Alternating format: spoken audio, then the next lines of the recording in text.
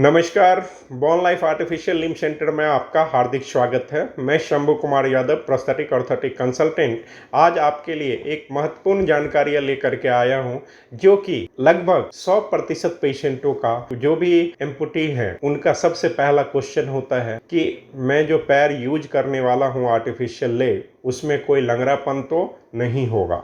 ये सबसे पहला क्वेश्चन होता है। अब इसके क्या क्या कारण हो सकते हैं और इसके क्या क्या निदान हो सकते हैं, इसके बारे में अभी हम इस वीडियो के माध्यम से परिचर्चा करेंगे। अब हम चलते हैं कि सबसे पहले जो प्रोस्थेटिक लेग आपके लिए डिजाइन होता है वो बिलो नी है या अबव नी है। उसमें सबसे पहला जो होता है, जो भी प्रोस्थेटिक कंसल्टेंट है वो सबसे पहले ये डिसाइड करते हैं कि आपके स्टंप की लेंथ कितनी है और स्टंप की शेप है, नॉर्मल शेप में है, अनइवन शेप में है, ग्राफ्टेड स्किन्स हैं, तो ये सारे कंडीशन को देखते हैं।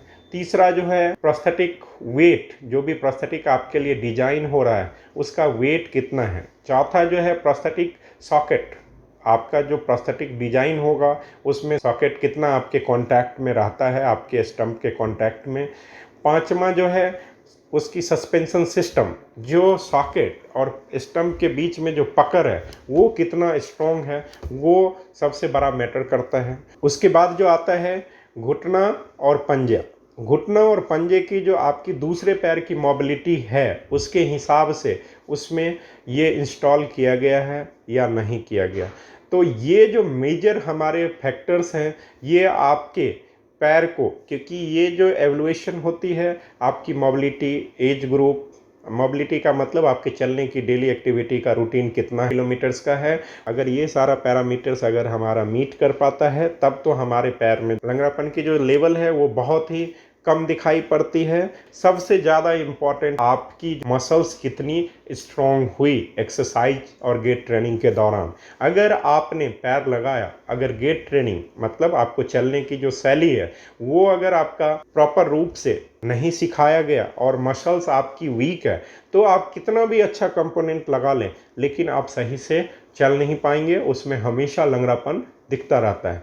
तो शुरू में जो आपको गेट ट्रेनिंग दी जाती है उसमें आप सबसे ज़्यादा फोकस करें कि हमें प्रॉपर चलने के लिए जो भी हमें सिखाया जाता है गेट ट्रेनिंग के दौरान उसको आप अच्छे से करें। एक दिन के बदले 2 दिन लग जाए, 3 दिन लग जाए, लेकिन उसको आप इग्नोर ना करें कि मैं जल्दीबाजी में सारा काम कंप्लीट कर दूं, क्योंकि मसल्स एक दिन में मजबूत नहीं हो सकता। तो स्लोली ये जो होती है प्रोसेस होती है रिहेबिलिटेशन की और गेट ट्रेनिंग की। उसके बाद after get training normal activity में आप जब आते हैं अपने डेली रूटीन में, तो आपको कभी कभी क्या होता है कि आप बहुत ज़्यादा एक्सपेक्ट करते हैं लेकिन वो उतना तक अचीव नहीं हो पाता है। उसका बहुत सारे जो मैंने अभी बताया कि पैरामीटर्स होता है, जिसके ऊपर जो है अगर वो पैरामीटर मैच नहीं करता है तो वो कहीं ना कहीं वो हमेशा कम महसूस होता रहता है। तो इस प्रकार आप अपने पैर को आसानी से, जो आपका आर्टिफिशियल लेग है और नॉर्मल स्टंप है